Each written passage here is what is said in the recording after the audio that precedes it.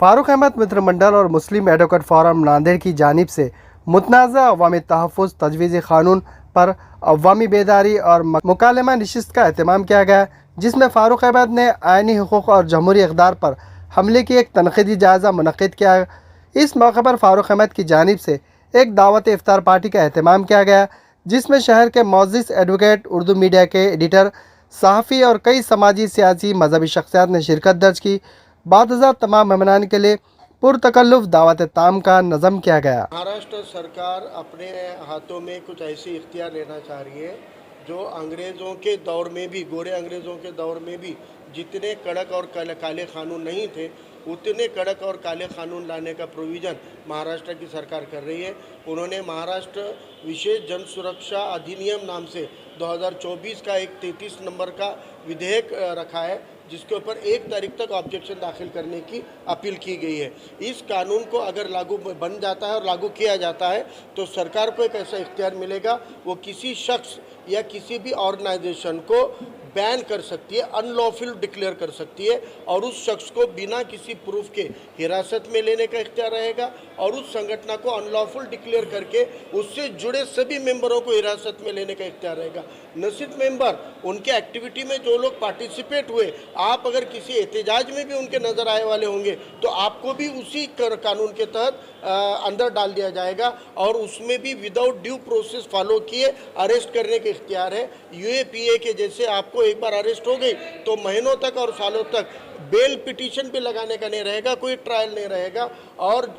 उस संगठन के जुड़े हुए लोगों की प्रॉपर्टी सीज करने का इख्तियार भी गवर्नमेंट को रहेगा और वो प्रॉपर्टी की जिम्मेदारी भी गवर्नमेंट की नहीं रहेगी। यानी आपके घरों को जब्त करके, आपके रिश्तेदारों के घरों को जब्त करके, आपके दोस्त और रिश्तेदारों के बैंकों के अमाउंट को सीज करने का इख्तियार भी, कि अगर वो भी कुछ गलत काम करने पर नहीं, अगर किसी ने गलत काम किया, सुव्यवस्था बिगाड़ने की कोशिश की या कोशिश करेगा ऐसी संभावना है, यानी शक के बुनियाद पर, और इसकी इन्वेस्टिगेशन के इख्तियार निचले स्तर पर पीएसआई को दिए गए हैं। यानी जैसे हम देखते हैं कि एट्रोसिटी के एक्ट कहीं लागू होता है तो इन्वेस्टिगेशन डिवाइस पे लेवल पे होती है और ये अगर यूएपीए का रहेगा तो एनआईए इन्वेस्टिगेट करती है, लेकिन यहाँ पर इतना रहेगा कि एक पीएसआई को इख्तियार रहेगा किसी भी इसकी इन्वेस्टिगेशन का। और यूएपीए में किसी ऑर्गेनाइजेशन को अनलॉफुल डिक्लेयर करना है तो हाई कोर्ट के सिटिंग जजेस का पैनल पूरी प्रोसीजर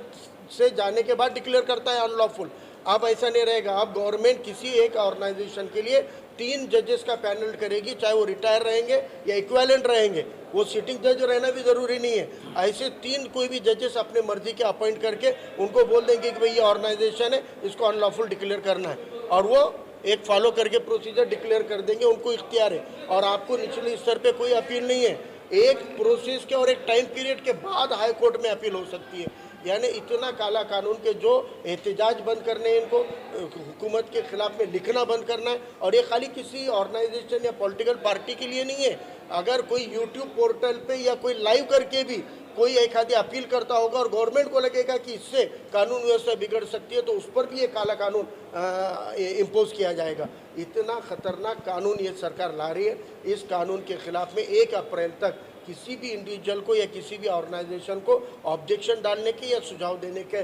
तारीख है 1 अप्रैल तक। और अभी ये रमज़ान चल रहा है, लेकिन हमको मजबूरी है कि रमज़ान के साथ ही और वैसे भी मुसलमानों ने अहम जंग जो है वो रमज़ान में ही लड़ी है। तो मैं अपील करता हूँ कि इस कानून को रोकने के लिए हमको पहल करनी चाहिए। उकला हजरात के साथ के मीटिंग में हमने आज ये तय किया है कि नांदेड़ के उकला मुस्लिम एडवोकेट फोरम के लोग आपको ये ड्राफ्ट बनाकर देने के लिए कानूनी पूरी मदद करने के लिए उन्होंने हामी भरी है। और मीडिया से मैं अपील करता हूँ कि पूरे महाराष्ट्र में इस न्यूज़ को पहुंचाकर आप लोग इस कानून के खिलाफ में बेदारी में हमारे साथ दीजिए।